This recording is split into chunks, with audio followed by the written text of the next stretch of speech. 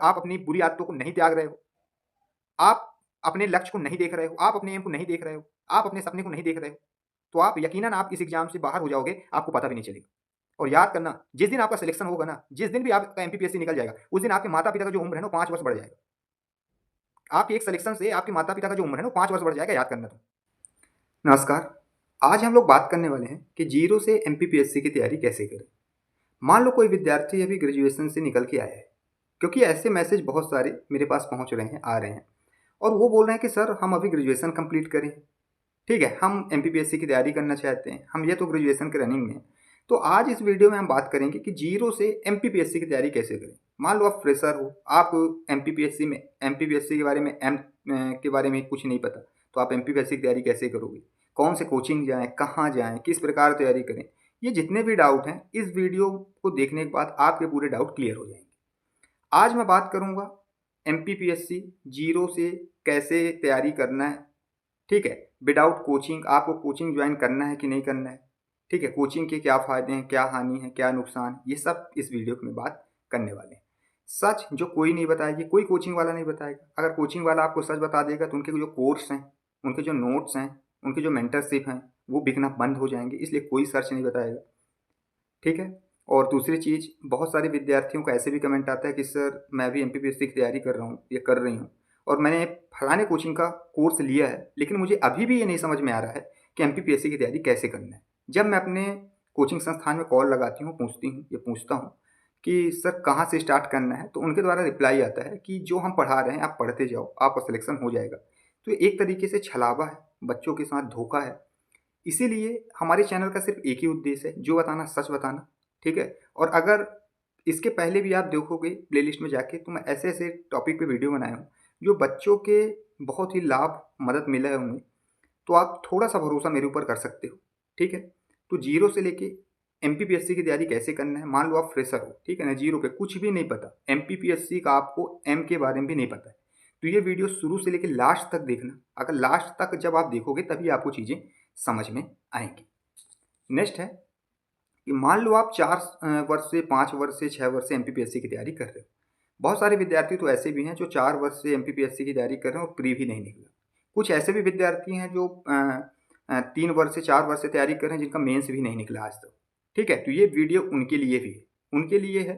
अगर आप जीरो पर हो, मान लो ना आपके पास कोचिंग है, ना मोटिवेशन बचा है, ठीक है, ना घर वाले भरोसा कर रहे हैं, ये उन विद्यार्थियों के लिए मैं बात कर रहा हूँ जो 4 वर्ष 5 वर्ष से लगे हुए हैं और अभी तक ना उनका प्री निकल रहा है ना मेंस निकल रहा है, और फिर भी एमपीपीएससी अगर निकालना चाहते हो तो ये वीडियो आपके लिए है। क्योंकि आज मैं सपने नहीं सच बताऊंगा, क्योंकि मुझे यहाँ पास ना तो कोई कोर्स बेचनी है, ना तो अपने कोई क्लासेस बेचना है।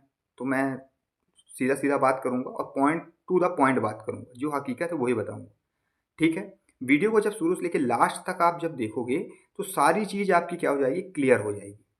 तो दोनों तरीके के विद्यार्थी ये वीडियो को देख सकते हैं, जो जीरो से एमपीपीएससी की तैयारी करना चाहते हैं, फ्रेशर हैं जिनको एमपीपीएससी के एम के बारे में भी नहीं पता।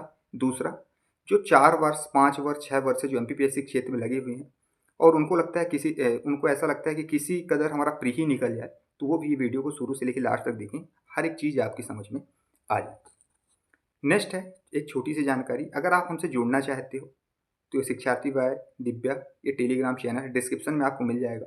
वहाँ पास फ्री पीडीएफ हो गया, ठीक है, बहुत सारे वहाँ जो नोट्स हैं ये वो आपको पर्याप्त मिल जाएंगे। दूसरी चीज़, एक बड़ी चीज़ मैं आपको बता रहा हूँ, एक छोटी सी है कि अगर मान लो कि आपको किसी भी पढ़ाई में कोई परेशानी जा रही है, बुक कौन सा पढ़ें, ठीक है, आंसर राइटिंग कैसे करनी है, ठीक है, पढ़ना कैसे है, पहले प्री पढ़ें, मेंस पढ़ें, क्या पढ़ें, जितने भी डाउट नहीं आते, जितने भी डाउट आ रहे हैं मान लो आपके दिमाग में, तो ये वीडियो को जब आप शुरू से लेकर लास्ट तक देखोगे तो क्लियर तो हो जाएगा। लेकिन उसके बाद भी अगर कोई डाउट आ रहा है तो ये स्क्रीन पर नंबर आपको दिख रहा है, इस नंबर पर आप व्हाट्सअप मैसेज करोगे तो निःशुल्क सेवा है यहाँ, 1 रुपये नहीं लगता, आप पूछ सकते हो पढ़ाई से रिलेटेड। तीसरी चीज़, अगर मान लो हमारे इस चैनल में, ठीक है, 2000 सब्सक्राइबर हो जाता है, तो फिर हम 100 बच्चों का एक ग्रुप बनाएंगे, फ्री ऑफ कॉस्ट रहेगा, और उसमें पूरी तैयारी मेरे द्वारा कराई जाएगी, कैसे पढ़ना है, किस हिसाब से देखो पढ़ना आपको ही है, ठीक है। मैं घोल के नहीं पिला दूंगा कि एक गिलास में बना के दे दिया शरबत टाइप, बोला कि आप पी लो आपका सिलेक्शन हो जाएगा, नहीं ऐसा नहीं।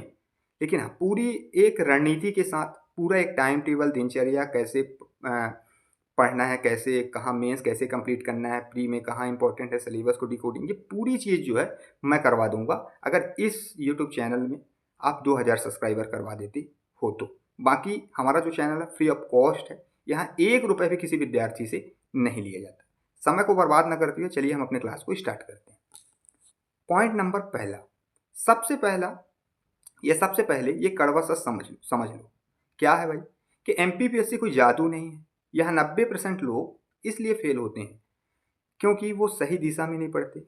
हर 10 दिन में दूसरे सर का, किसी तीसरे सर का जो स्ट्रेटजी वीडियो आता है, रणनीति वीडियो आता है, वो देखते रहते हैं, कोचिंग को भगवान मान लेते हैं और आप शॉर्टकट, क्या है, शॉर्टकट ढूंढने लग जाते हो। इसीलिए पॉइंट नंबर ये पहले में डाला हूँ कि अगर मान लो आप एमपीपीएससी को हल्के में ले लिए कि यार एमपीपीएससी वो जादू है कि कोई मैजिक है कि हम इतना पढ़ लिए, सिलेबस में जो लिखा है हमारा सिलेक्शन हो जाएगा, तो बिल्कुल गलत है। क्योंकि एमपीपीएससी एक हमारे राज्य की एक प्रतिष्ठित पद देता है, प्रतिष्ठित एग्जाम है, बड़ी एग्जाम है, तो कोई जादू तो है नहीं। और 90% यहाँ जो सिलेक्शन रेशियो है तो देखोगे तो 1% है। ठीक है, तो ईमानदारी से सबसे पहले मेहनत करनी पड़ेगी। दूसरी चीज़, यहाँ 90% लोग इसलिए भी फेल हो जाते हैं क्योंकि उनके पास सही दिशा नहीं होता कि पढ़ना कैसे, क्या पढ़ना है, कैसे पढ़ना है। ठीक है। दूसरी चीज़, हर 10 दिन में कहीं आज मेरा रणनीति का वीडियो देख लेंगे, परसों किसी दूसरे शिक्षक का देख लेंगे, नेक्स्ट दिन किसी तीसरे शिक्षक का देख लेंगे, जबकि आप किसी भी शिक्षक के एक रणनीति वीडियो देखे हो, मान लो एक स्ट्रेटजी वीडियो देखे हो, तो उसी को अगर आप फॉलो कर ले जाओ तो आपका कल्याण हो जाए। लेकिन आप क्या करते हो कि इधर भटके उधर भटके, यहाँ से ऐसे पूरा चक्कर आप साइकिल की तरह घूमते हो। तो कोचिंग को अगर आप भगवान मान लिए हो तो आप डिस्क्वालीफाई हो, आप कभी आगे नहीं बढ़ सकते। अगर आप ये सोच रहे हो कि कोचिंग अगर मैं कर लूँगा तो मैं डिप्टी कलेक्टर बन जाऊँगा, सबसे बहुत बड़ी गलतफहमी में आप जी रहे हो। आप अगर ये सोच रहे हो कि सिलेबस जो है मैं पढ़ते जाऊँगा, लिखते जाऊँगा, बनाते जाऊँगा, तो भी आप डिस्क्वालीफाई हो, क्योंकि उस पर भी बहुत काम होते हैं कि आंसर राइटिंग करना है। ठीक है, प्री में कटअप ज़्यादा जा रहा है, उस पर ध्यान देना है, पढ़ना कैसे है, किस हिसाब से पढ़ना है। ठीक है, इसीलिए बोल रहा हूँ कि जब शुरू से ये वीडियो जो अभी चल रहा है, धीरे धीरे जब आगे हम बढ़ते जाएंगे तो बड़े गौर से सुनना, तभी चीज़ें समझ में आएंगी। अन्यथा ये जो 10-15 मिनट 20 मिनट जो आप देखोगे ना, आपका बर्बाद जाएगा। ठीक है, तो पॉइंट नंबर पहला क्या बोला कि कड़वा सच बता रहा हूँ, जो एमपीपीएससी है कोई जादू नहीं है, मैजिक नहीं है। ठीक है, यहाँ 90% लोग इसीलिए फेल हो जाते हैं क्योंकि वो ना सही दिशा, ना सही स्ट्रेटजी, और कोचिंग को भगवान मान लेते हैं और सोचते हैं कि हम जब इंदौर जाएंगे तो ही हमारा सिलेक्शन होगा, इंदौर की कोचिंग में जाएंगे तो ही हमारा सिलेक्शन होगा। कोई बड़ी कोचिंग में एंट्री लेंगे, कोई आप ऑनलाइन क्लासेस ले लें, ऑफलाइन क्लासेस ले लें, यहाँ का टेस्ट सीरीज ज्वाइन कर लें, यहाँ का नोट ले लें, यहाँ का लेक्चर ले लें, इससे कुछ नहीं होने वाला, इससे आपका समय बर्बाद होगा। ठीक है, आपके बीच में अगर कोई, मान लो आपके फ्रेंड सर्कल में या फिर आपके गांव शहर में कोई अगर ऐसा विद्यार्थी हो जो इंदौर गया हो, वहाँ कोचिंग कर रहा हो, तो उससे आप पूछना क्या इंदौर जाने में सिलेक्शन होता है क्या, क्या कोचिंग लेने में सिलेक्शन होता है क्या। तो आपको बताएगा कि नहीं, ऐसा नहीं होता है, पढ़ना आपको है, लिखना आपको है। ठीक है, तो पहला पॉइंट मैं बता दिया ना कि आप अपने दिमाग से ये निकाल दो कि एमपीपीएससी सरल एग्जाम है। दूसरा, ये निकाल दो कि कोचिंग लेंगे तभी हमारा सिलेक्शन होगा। तीसरा, अपने दिमाग में ये डाल लो कि किसी भी दूसरे टीचर के, मतलब तमाम टीचरों के स्ट्रेटजी जो वीडियो वो नहीं देखना है। अगर आप मेरा देख रहे हो तो फिर मेरे को ही फॉलो करो, किसी अन्य टीचर के देखे हो तो सिर्फ उनको ही फॉलो करो। तो ये 3 चीज़ अपने पॉइंट नंबर 1 से हमने सीखा। ठीक है, मैं आशा करता हूँ कि पॉइंट नंबर 1 से आप 3 चीज़ सीख गए होंगे। क्या क्या सीख गए होंगे कि एमपीपीएससी को हल्के में नहीं लेना है। ठीक है, दूसरी चीज़, जो दिशा मैं बता रहा हूँ, जो स्ट्रेटजी बता रहा हूँ, जो डायरेक्शन बता रहा हूँ, उसी पे मैं तैयारी करना है। तीसरी, अलग अलग टीचरों का स्ट्रेटजी वीडियो, रणनीति वीडियो नहीं देखना है, और कोई शॉर्ट की नहीं ढूंढना है, शॉर्टकट की। ठीक है, ये 3-4 चीज़ आप पहले पॉइंट से सीख गए हो। अब नेक्स्ट हम बात करते हैं पॉइंट नंबर 2, जीरो से शुरुआत का मतलब क्या होता है। जीरो से शुरुआत का मतलब ये नहीं है कि आपको कुछ नहीं आता।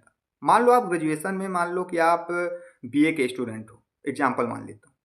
ठीक है, या फिर बीएससी के हो, किसी भी फील्ड के हो, तो आपने कुछ ना कुछ तो पढ़ा होगा, कुछ ना कुछ तो आपको ज्ञान होगा। मान लो बीए के हो तो हिस्ट्री आपने पढ़ा होगा। ठीक है, पॉलिटिकल साइंस आप पढ़े होगे। ठीक है, सोशोलॉजी आप पढ़े होगे, जियोग्राफी आप पढ़े होगे। मान लो मैथ के हो तो मैथ पढ़े होगे। ठीक है, फिजिक्स पढ़े होगे, केमिस्ट्री पढ़े होगे। मान लो बायो के हो तो बायोलॉजी पढ़े होगे, फिजिक्स पढ़े, तो मतलब कुछ ना कुछ आपके अंदर तो ज्ञान होगा।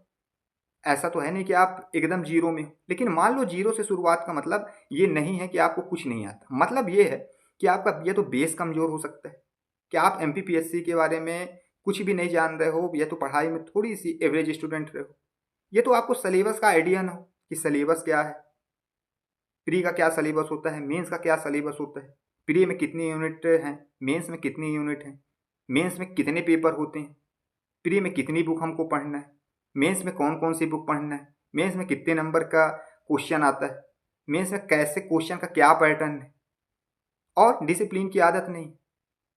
तो पॉइंट नंबर 2 में अगर हम देखें तो जीरो को मतलब एक चीज़ तो हमको समझ में आया, ये तो आपको बेस कमज़ोर होगा पहला। दूसरा, ये तो सिलेबस का आपको आइडिया नहीं होगा कि सिलेबस क्या है एमपीपीएससी का, क्या पूछता है वो, सिलेबस में क्या क्या मेंशन है।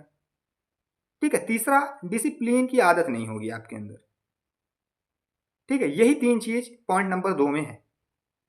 और अगर ये 3 चीज़ को, और जो चीज़ मैं बता रहा हूँ, इसको अपने अंदर लाना है। अगर इसको अपने अंदर आप नहीं ला रहे हो तो फिर ये वीडियो भी देखने का कोई मतलब नहीं होगा। ठीक है, तो पॉइंट नंबर 1 में हमने सीखा। अब पॉइंट नंबर 2 में हमने क्या सीखा कि यार अगर मैं जीरो से अगर स्टार्ट कर रहा हूँ, या फिर कोई भी विद्यार्थी 4 वर्ष 5 वर्ष से प्रीलिम्स उसका नहीं निकला है, या फिर कोई फ्रेशर है, अभी उसका ग्रेजुएशन कंप्लीट हुआ है और वो एंट्री कर दिया पीएससी में, तो अपने आप को कमज़ोर समझता है कि यार मैं तो जीरो में, मुझे कुछ नहीं पता। तो अगर जीरो में है तो मेरे नज़र में यह तो पहला क्या होगा, उसका बेस कमज़ोर होगा, एवरेज स्टूडेंट रहा होगा वो 12वीं में, ग्रेजुएशन में। ये तो सिलेबस की आइडिया नहीं होगी उसको कि सिलेबस में क्या क्या पूछ रहा है, हिस्ट्री है, जियोग्राफी है, पॉलिटी है क्या नहीं है, कितने पेपर होते हैं, और उसके अंदर डिसिप्लिन की आदत नहीं होगी। तो 3 चीज़ यहाँ समझ में आया कि पॉइंट नंबर 2 में हमको क्या चीज़ बदलना है। पॉइंट नंबर 1 में देखे कि क्या चीज़ हमको बदलना है, क्या करना है, क्या नहीं करना है। पॉइंट नंबर 2 में देखे क्या करना है, क्या नहीं करना है। ठीक है, मैं आशा करता हूँ कि पॉइंट नंबर 2 तक आपको चीज़ें पूरी समझ में आई होगी। अब यहाँ से जब धीरे-धीरे हम आगे जाते जाएँगे ना, तो हर एक चीज़ आपको समझ में आएगा। क्योंकि इस जो वीडियो है ना, वीडियो का उद्देश्य ये है जीरो से स्टार्ट करना है, इसलिए मैं जीरो से बता रहा हूँ। डायरेक्ट आपको ये नहीं बता दे रहा हूँ कि आपको ये सिलेबस पढ़ना है, कि ये ऐसा करना है, कि वैसा करना है, कि आप हिस्ट्री का बुक ले आओ, कि इस पब्लिकेशन का बुक ले आओ, शॉर्ट नोट्स बनाओ, ये सब नहीं। ठीक है, तो आपको समझ में आ गया होगा पॉइंट नंबर 1, पॉइंट नंबर 2 पे अपन बात किए, और पॉइंट नंबर 1 और पॉइंट नंबर 2 पे अपन क्या करना है, अपन को काम करना है अगर हम जीरो में हैं तो। ठीक है, नेक्स्ट है, next point number 3। Point number 3 तक पहुंचने में आपको 3 काम करना है। अच्छा सर, 3 काम क्या है जो हमको करना है? सबसे पहला, सिलेबस को प्रिंट निकालो। क्या करोगे? पहला है सिलेबस को प्रिंट निकालो। और जो सिलेबस है, आप जान रहे हो कि एक प्री का एग्जाम होता है, एक मेंस का एग्जाम होता है। जब आप प्री निकालोगे तो मेंस में एंट्री दोगे, और जब मेंस निकालोगे तो इंटरव्यू में एंट्री दोगे। और इंटरव्यू, ये मेंस का और इंटरव्यू का जब नंबर जुड़ जाएगा तो आप क्या है, मेरिट बनेगी, और मेरिट में अगर आपका नाम आ गया तो आपको कोई ना कोई पोस्ट मिल जाएगा। यही है ना? ठीक है, तो क्या करना है पहले नंबर पे? पहले नंबर पे करना है सिलेबस का प्रिंट निकलवाना है। अच्छा सर, सिलेबस का कौन सी सिलेबस का निकलवाना है? एमपीपीएससी सिलेबस का। अच्छा सर, ये कहाँ मिलेगा हमको? ये आपको एमपीपीएससी के साइट में जाके मिल जाएगा। और प्रीलिम्स और मेंस दोनों के प्रिंट निकलवाने।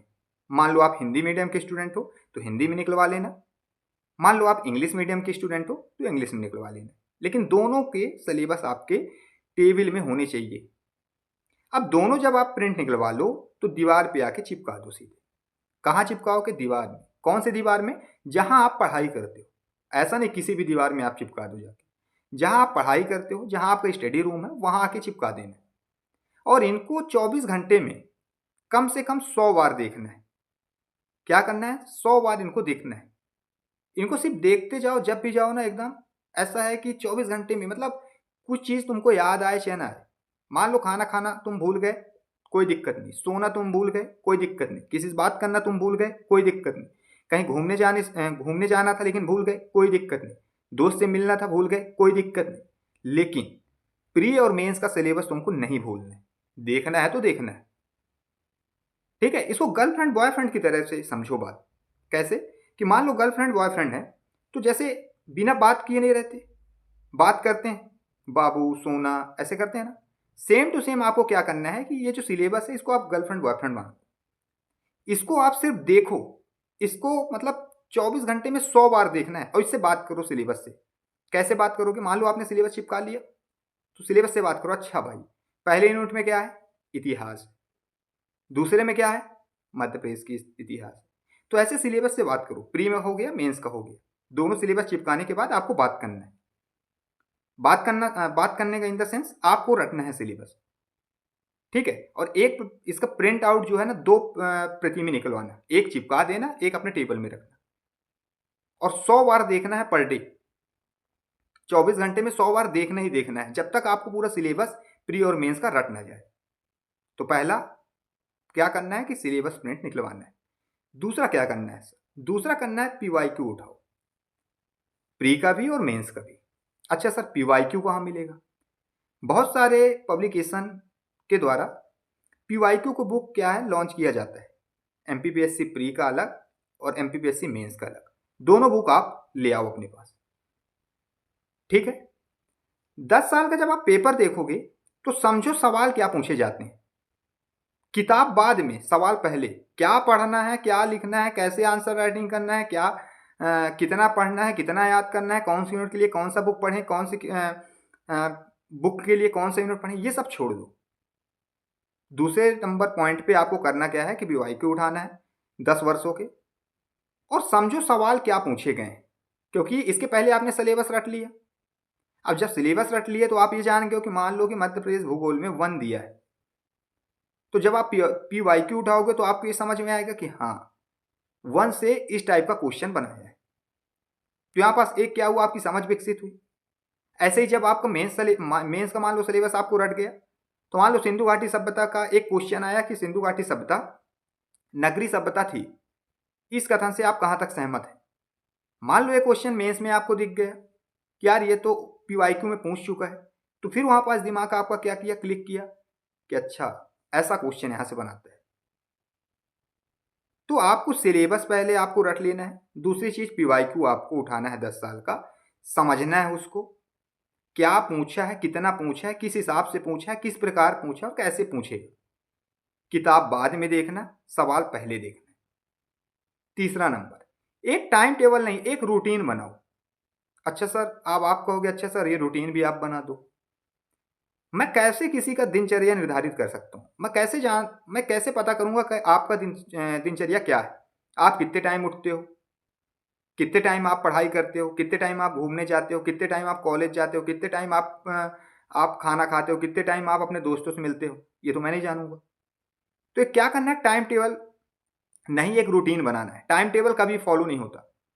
बहुत सारे विद्यार्थी 12 घंटे का टाइम टेबल बना लेते हैं कि सुबह 5 बजे तो उठना है, 4 बजे मेरे को उठना ही है, चाहे कुछ भी हो जाए, धरती पलट जाए, आसमान फट जाए, कुछ भी हो जाए, मैं समाहित हो जाऊं उसमें, लेकिन मेरे को उठना है। ऐसे विचारधारा के भी कुछ स्टूडेंट हैं, लेकिन ऐसे विचारधारा के अगर जो स्टूडेंट हैं वो कभी सफल नहीं हो पाते, क्योंकि टाइम टेबल कभी भी किसी का परिपूर्ण तरीके से कवर नहीं होगा।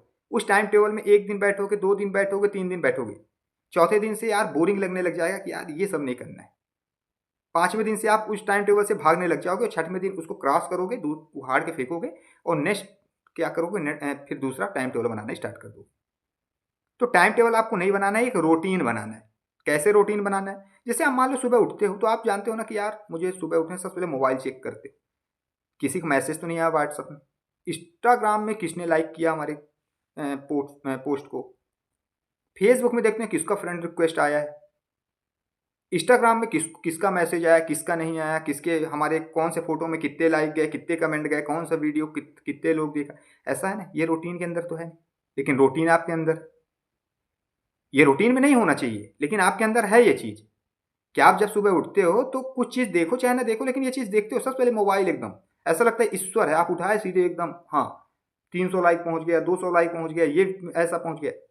तो ये चीज़ को क्या करना है, थोड़ी सी इनको साइड करके एक रूटीन अपनाओ, और रोज 6 से 7 घंटे पढ़ने, 6 से 7 घंटे 8 घंटे, इससे ज़्यादा नहीं। पागल नहीं बनना है, पढ़ते पढ़ते मर थोड़ी जाना है। कोई अगर बोल रहा है ना, कोई विद्यार्थी, जैसे बहुत सारे लोग बोल देते हैं मैं 12 घंटा पढ़ रहा था, मूर्ख बना रहा आपको। कोई बोल रहा है कि मैं 15 घंटा पढ़ रहा था, महामूर्ख बना रहा है। कोई बोल रहा था मैं 20 घंटे पढ़ा, मैं तो सो ही नहीं रहा था। अरे भाई तुम तो अमर हो, ऐसा लगता है इस धरती में तुम जो हो अमर होके, अमर का बीज खा के आए, जो 12 घंटा 20 घंटा पढ़, इतना कोई नहीं पढ़ता। 6 से 8 घंटे 9 घंटे आप पढ़ो, ये काफ़ी है और इतने में आपका सिलेक्शन हो जाएगा। 12 घंटे 13 घंटा 14 घंटा पढ़ने वाले ये सब बकवास है, इससे कुछ नहीं होने वाला, ये सब बेवकूफ़ी है। तो आपको रोज 6 से 8 घंटे के बीच में ही टाइम टेबल बनाना है। और टाइम टेबल ऐसा नहीं बनाना है कि लिख देना है, एक रूटीन बनाना है। टाइम टेबल नहीं बनाना है, एक रूटीन बनाना है। ठीक है, तो पॉइंट नंबर पहले की हमने बात किया, वहां से क्या सीखे। उसके बाद एक कदम आगे आए पॉइंट नंबर 2 में। पॉइंट नंबर 2 में आए तो वहां से क्या सीखे। ठीक है, ये सब चीज नोट करते जाना है A4 साइज में, तभी चीजें काम आएंगी, तभी आपको चीजें समझ में आएंगी। पॉइंट नंबर 2 में क्या सीखे, उसके बाद पॉइंट नंबर 3 में आए, और 3 में जब हम कदम रखे तो हमको ये चीज तो पता चल गया कि पॉइंट नंबर 3 से हमको 3 काम करने हैं। पहला, सिलेबस प्रिंट निकलवाना है, PYQ उठाना है 10 वर्षों का, 15 वर्षों को हो जाए, 20 वर्षों को हो जाए, 25 वर्षों का हो जाए PYQ, कोई दिक्कत नहीं। अब ऐसा नहीं कि मैं 10 साल का बोल दिया हूँ तो 10 साल का आप मार्केट में ढूंढने लग जाओ। 20 साल का मिल जाए ठीक है, 25 साल का मिल जाए ठीक है, कोई दिक्कत नहीं। और एक टाइम टेबल नहीं, एक रूटीन फॉलो करना है आपको, एक रूटीन बनाना है। ठीक है, मैं आशा करता हूं पॉइंट नंबर 1, 2 और 3 तक आपको अच्छी पूरी बातें जो है क्लियर हो गई होंगी। नेक्स्ट पॉइंट नंबर 4 में है, किताबें कम रटंत नहीं।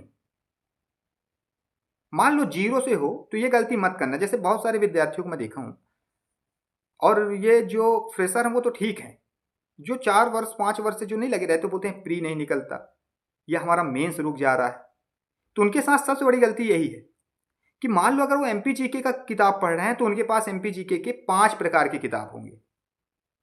प्रीलिम्स में मान लो कि 10 यूनिट है, लेकिन किताब उनके पास 25 ठो पड़ा है। सबसे बड़ी गलती है ये, सबसे बड़ी गलती, जो आपको सिलेक्शन से 200 किलोमीटर दूर फेंक देता है। ठीक है, तो किताबें कम रखना है, और रटंत नहीं करना है कि किताब उठाए और रटंत विद्या चालू। मुगल मुगल मुगल, बाबर बाबर बाबर, हुमायूं हुमायूं हुमायूं, मध्य प्रदेश पश्चिम, मध्य प्रदेश उत्तर, ये दक्षिण, ये फलाना, ये ढंग, ये सब नहीं करना है। चीज़ों को समझते जाना है, क्योंकि इसके पहले आपने सिलेबस को रट ली गया है, क्योंकि इसके पहले आपने PYQ पे आपने काम कर ली गया है, क्वेश्चन की पूरी समझदारी आपकी बन गई है। तो ऐसा नहीं है कि किताबें आपको उठाना है और सीधे रटने लग जाना है। हड़प्पा हड़प्पा हड़प्पा, बाबर बाबर बाबर, हुमायूं हुमायूं, मध्य प्रदेश भूगोल भूगोल, ये सब नहीं करना है। अगर मान लो ऐसा कर रहे हो, डिस्क्वालीफाई। और यही सब गलती करते हैं। तो 0 से हो तो ये गलती मत करना। मैं बार बार बोल रहा हूँ, हर सब्जेक्ट की 5 किताबें खरीद लेना। अगर आप हर एक सब्जेक्ट की 5 किताबें खरीद ले, मान लो कि MPG के लिए 5 किताब, भूगोल आपके पास 1 2 नहीं, सीधे सीधे 4 कोचिंग की हैं, फलाने का नोट्स ले लिए, यहाँ से PDF मिल गया उसको प्रिंट निकलवा लिए, वहाँ से आप बुक खरीद लिए दुकानदार से, यहाँ से ऐसा वहाँ से ऐसा, दुनिया, ये अगर आप सब कर रहे हो तो आप यकीनन आपका कोई एग्जाम नहीं निकलने वाला है MPPSC में। आप प्री में भी गच्चा खाओगे और आप मेंस में भी गच्चा खाओगे, दोनों जगह आपका नुकसान ही नुकसान है।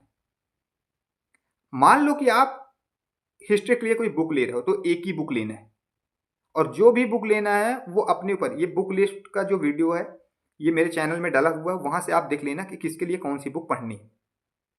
ठीक है, और मान लो फिर भी समझ में नहीं आता तो मैं नंबर पहले ही बताया हूं, उस नंबर पे आप व्हाट्सअप मैसेज करोगे तो वहां से आपको इंफॉर्मेशन मिल जाएगा। ठीक है, तो 5 किताबें नहीं खरीदनी है, 10 यूनिट हैं। जैसे आप मध्य प्रदेश देखोगे तो प्री के लिए अगर आप मध्य प्रदेश ले रहे हो, ठीक है, प्री के लिए और मेंस के लिए, दोनों के लिए काम कर जाएगा। अब आप देखो, इसमें मध्य प्रदेश का इतिहास कंप्लीट हो गया, मध्य प्रदेश की भूगोल कंप्लीट हो गया, मध्य प्रदेश का जो संविधान है वो कंप्लीट हो गया, मध्य प्रदेश का थोड़ा इकोनॉमिक्स कंप्लीट हो गया, मध्य प्रदेश की थोड़ी जनजाति कंप्लीट हो गई। तो ऐसे चीज़ों को कंप्लीट करना है। हाँ, आप जनजाति के लिए कोई दूसरा बुक ले सकते हो, यूनिट 10 में जो है प्रीलिम्स में। आप इकोनॉमिक्स के लिए कोई दूसरी बुक ले सकते हो, लेकिन अगर आप सोचो कि मध्य प्रदेश के भूगोल के लिए कोई अलग बुक ले लो, नहीं लेना है वहां के लिए। या फिर मध्य प्रदेश एक पब्लिकेशन नहीं, हमारे पास तो सर 3 पब्लिकेशन की बुक है। अब हमसे बड़ा PhD कौन करेगा। किसी का निकलेगा चाहे एग्जाम ना निकलेगा, मेरा तो निकलेगा सर, क्योंकि मैंने 3 बुक से पढ़े। मूर्ख हो आप, मैं बोल रहा हूं आप मूर्ख हो। अगर आप 3 बुक से पढ़ के एग्जाम देने जा रहे हो तो आप पहले ही फेल हो, क्योंकि जो सिलेक्शन लेता है ना जो विद्यार्थी, जिसका प्रीलिम्स बार बार निकलता है, ये जिसका मेंस बार बार निकलता है या फिर जो सिलेक्शन ले लेता है, वो पता है क्यों लेता है? क्योंकि 5 बुक नहीं पढ़ता है आपके जैसे, वो एक बुक को 5 बार पढ़ लेता है। और समझदारी यही है कि एक बुक को आप क्या करो, 5 बार पढ़ लो। तो पॉइंट नंबर 4 में आप ये चीज़ तो समझ गए हो कि किताबें कम रखनी है, कम इन द सेंस जितनी यूनिट है उनके लिए एक ही बुक, मतलब एक यूनिट के लिए एक बुक। ऐसा नहीं है कि कोई एक यूनिट है उसके लिए आप 10 बुक रख लिए और उसी बुक को बार बार पढ़ते जाओ, नोट्स बनाते जाओ, काम करते जाओ।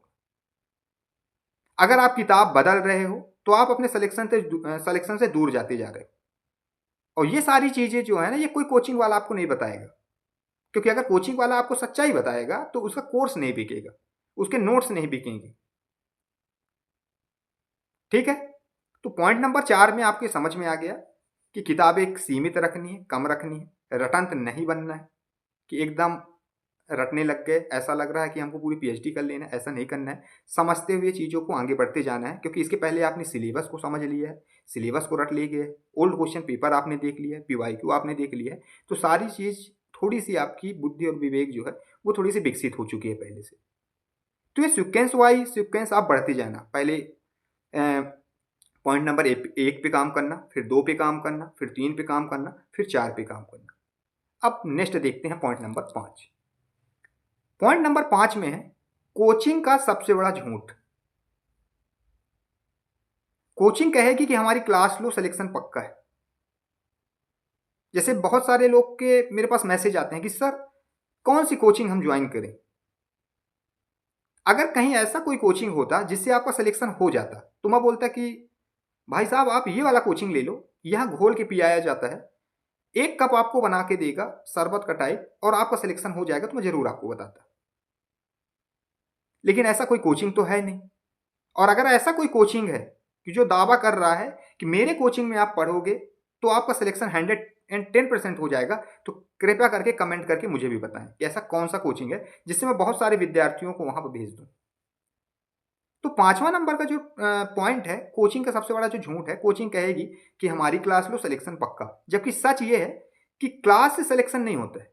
आप कोई भी क्लास ले लो, किसी की भी क्लास ले लो, किसी भी कोचिंग संस्थान की क्लास ले लो, आपको क्लास लेने से आपका सिलेक्शन नहीं होगा। सिलेक्शन होगा सेल्फ स्टडी से होता है, क्योंकि सिलेक्शन आपका होगा, आपने कितनी मेहनत की है, आप कितने आप अपने आप को समय दिए हो, शॉर्ट नोट्स बनाए हो कि नहीं बनाए हो, चीज़ें आप समझे हो कि नहीं समझे हो। कोचिंग पढ़ा रहा है, क्लास देख रहे हो, 8 घंटे की सीटिंग है, 8 घंटे में 6 घंटे आप क्लास को दे दिए, आपने पढ़ा कितना? आप पढ़े हो कि क्लास देखे हो?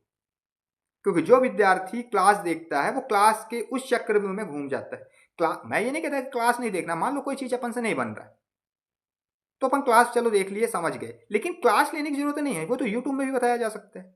यूट्यूब में भी बहुत सारे शिक्षक जो हैं ये वीडियो डालें।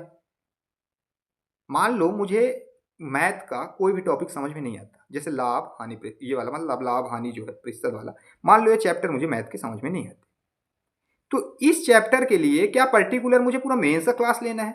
सबसे बड़ा मूर्खता। क्यों लूंगा मैं मेंस का पूरा क्लास? मुझे एक ही दो टॉपिक तो पढ़ने हैं, तो इसके लिए तो मैं यूट्यूब में ही डाल दूंगा ना, टॉपिक तो बता देगा मुझे। इतने सारे शिक्षक फ्री में एजुकेटर लोग हैं जो सिखाते हैं, बताते हैं।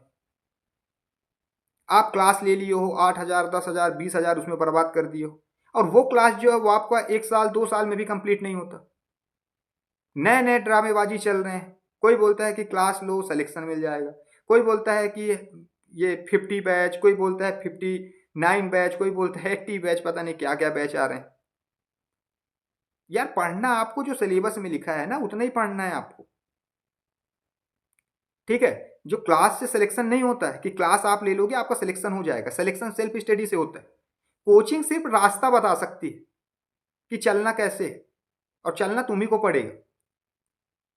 और जब मैं बता दिया हूं कि आपको अगर किसी भी प्रकार से कोई दिक्कत जा रही, कहीं परेशानी जा रही, कुछ समझ में नहीं आ रहा है, कैसे पढ़ना है, कैसे लिखना है, तो मैं नंबर दिया हूं ना स्क्रीन पे, शुरू में ही बताया हूं कि इस नंबर पे आप व्हाट्सअप मैसेज करोगे तो चीज़ें आपको स्पष्ट में बता दूंगा। वहां से जो चीज़ें आपको फ्री में मिल रही है वो आप ये बताओ, वो 10,000 15,000 20,000 में आप क्यों बर्बाद कर रहे हो? और अगर कोचिंग से ही सिलेक्शन होता है तो मुझे आप गिना दो कि कितने लोग कोचिंग करें और सबका सिलेक्शन हो गया। लाखों कोचिंग कर रहे हैं, लाखों विद्यार्थी इंदौर में पढ़े हुए हैं, लाखों भोपाल में पढ़े हुए हैं, लाखों ग्वालियर में पढ़े हुए हैं, लाखों जबलपुर में पढ़े हुए हैं, फिर सिलेक्शन क्यों नहीं हुआ भाई? कहाँ कमी रह गई? तो सिलेक्शन कोचिंग से नहीं होता है, सिलेक्शन होता है सेल्फ स्टडी से। ठीक है, और मैं आपको पहले ही बता दिया हूं कि अगर इस चैनल पे आप 2000 सब्सक्राइबर कर ले जाते हो, क्योंकि आपसे मैं कोई पैसे या फिर कोई चार्ज तो ले नहीं रहा हूं, हाँ गुरु दक्षिणा के नाम पे सिर्फ इतना बोल रहा हूं कि इस चैनल पे अगर आप 2000 सब्सक्राइबर कर ले जाते हो तो मैं 100 बच्चों के एक ग्रुप में बाकायदा आपको बताऊंगा कि मेंस कैसे पढ़ना है, प्री कैसे पढ़ना है, कहाँ से क्वेश्चन बनते हैं, मेंस हम कैसे आंसर राइटिंग कर सकते हैं, निःशुल्क सेवा। बस शर्त एक है कि आपको 2000 सब्सक्राइबर जिस दिन आप पूरा कर ले जाओगे उस दिन मैं ये चीज़ आपको बताने लग जाऊंगा। पर्टिकुलर एक एक व्यक्ति को एक ग्रुप बना दूंगा, उसमें हर एक चीज़ आपको बताते जाऊंगा। जो चीज़ आपको फ्री मिल रही है उसके लिए आप परेशान, उसके लिए आप पैसे दे रहे हो, और फिर आप मान लो कि अगर आप क्लास से ही सिलेक्शन हो रहा है, मान लो आप, मान लिया, चलो 5 मिनट के लिए मैं मान लिया कि क्लास से ही सिलेक्शन है, तो मुझे कुछ ऐसे विद्यार्थियों के नाम बताओ जो कि अधिकतर मोस्टली जो हैं क्लास से सिलेक्शन लिए हुए, किसी कोचिंग ना कोचिंग से सिलेक्शन लिए हुए, बताओ मुझे। इंदौर में रहने वाला व्यक्ति का जो सिलेक्शन रेशियो कम है, और गांव में रहने वाले जो विद्यार्थी हैं उनका उनका सिलेक्शन रेशियो ज़्यादा है।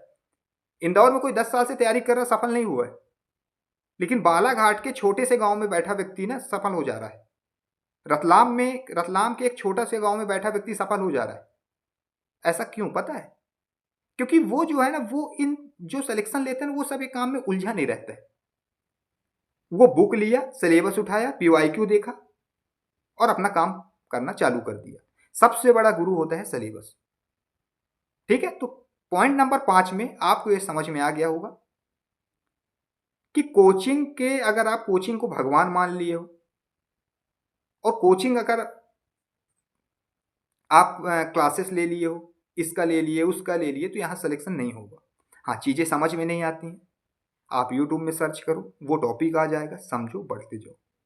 और एमपीपीएससी में ऐसे मैं कहता हूँ कि क्या समझने वाली चीज़ है? ठीक है, इकोनॉमिक्स समझने वाली चीज़ है। अब हिस्ट्री में क्या समझोगे आप? हिस्ट्री में सीधे समझना है, रटना है, क्या क्लास देखोगे? संविधान में क्या क्लास देखोगे वो मुझे बताओ। ठीक है, संविधान में भी कुछ कुछ है मान लो समझने की योग्य। हिंदी में क्या क्लास देखोगे बताओ? ये तो सब रटने वाली चीज़ें हैं। ठीक है, तो आप अपने दिमाग से ये निकाल दो, और ये काम नहीं करना है कि क्लास लेंगे तो ही सिलेक्शन होगा। सिलेक्शन होता है सेल्फ स्टडी से, सेल्फ की मेहनत से, सही गाइडेंस से, सही दिशा से। ठीक है, मैं आशा करता हूँ कि पॉइंट नंबर 5 भी आपको चीज़ें बेहतर तरीके से समझ में आई होंगी। अब नेक्स्ट बात करते हैं पॉइंट नंबर 6 पे। अब करना क्या है सर? हमको 1 से लेके 5 तक तो चीज़ें समझ में आ गई। पॉइंट नंबर 6 है कि डेली रूटीन जीरो जीरो से वाला। ठीक है, मान लो आप जीरो में हैं, आपको 6-7 घंटे मिल रहे हैं, 4 घंटे मिल रहे हैं पढ़ने के लिए, तो कैसे करना है? ये जो चीज़ मैं बता रहा हूँ ये अपने हिसाब से, अपने दिनचर्या के हिसाब से उस टाइम में इसको बना लेना आप। मान लो कि जैसे आज से देखो कि आज से आपके पास प्री के लिए 4 महीने, प्री के बाद मेंस के लिए 4 महीने, मतलब 8 महीने हैं, 8-9 महीने आपके पास है।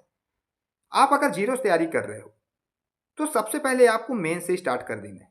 अब कैसे? देखो, 3 से 4 घंटे मान लो मेंस पढ़े, मेंस का सिलेबस उठाए, पढ़ना स्टार्ट किए। मान लो आपने सिंधु घाटी सभ्यता पढ़ा, तो सिंधु घाटी जब सभ्यता पढ़ो आप, तो उत्तर लेखन सोच के साथ पढ़ो कि जो चीज़ मैं पढ़ रहा हूँ या जो चीज़ मैं पढ़ रही हूँ इसको मेरे को लिखना भी है। एक कहावत है मेरे गांव में कि उतना ही खाओ जितना तुम उगल सको। कहने का मतलब ये है कि उतना पढ़ो जितना तुम लिख सको। इतना सारा डाटा दिमाग में भर लिए हो और जब लिखने की बारी आए तो 2 शब्द 2 लाइन भी आप अगर नहीं लिख पा रहे हो तो फिर आपकी बहुत दयनीय स्थिति है। तो उतना ही पढ़ो जितना आप लिख सको। ज़्यादा आपको भड़बड़ाना नहीं है, ज़्यादा आपको परेशान नहीं होना है। जैसे आप एमपीपीएससी में देख जान रहे हो कि एक 2 नंबर का क्वेश्चन आता है, एक 7 नंबर का क्वेश्चन आता है और एक 10 नंबर का क्वेश्चन आता है। तो हमको 2, 7 और 10 इसी हिसाब से हमको पढ़ने हैं और इसी हिसाब से हमारे पूरे नोट्स होने चाहिए। ठीक है, तो 3 से 4 घंटे आपका क्या करो? मेंस पढ़ो। 2 घंटे आप क्या करो? एमपीजीके पढ़ो। अब चूंकि एमपीजीके का जो वेटेज है वो प्रीलिम्स में 50 क्वेश्चन का है, 50 नंबर का है। तो आप जान रहे हो कि एमपीजीके अगर हम नहीं पढ़ रहे हैं, एमपीजीके को हम साइड कर रहे हैं, एमपीजीके को अगर हम इग्नोर कर रहे हैं, मतलब हम प्रीलिम्स में डिस्क्वालीफाई होंगे। क्योंकि जो विद्यार्थी एमपीजीके को इग्नोर करेगा वो मान लो कि परीक्षा उसको इग्नोर कर देगी एमपीपीएससी, क्योंकि 50 क्वेश्चन तो यहीं से आने हैं ना, 45 से 50 क्वेश्चन। और 1 घंटे क्या करो, पीवाईक्यू देखो, और 30 मिनट क्या करो, रिवीजन देखो। क्योंकि बिना रिवीजन के आपका सिलेक्शन नहीं होने वाला। अगर आप रिवीजन नहीं कर रहे हो तो आपका सिलेक्शन नहीं होगा।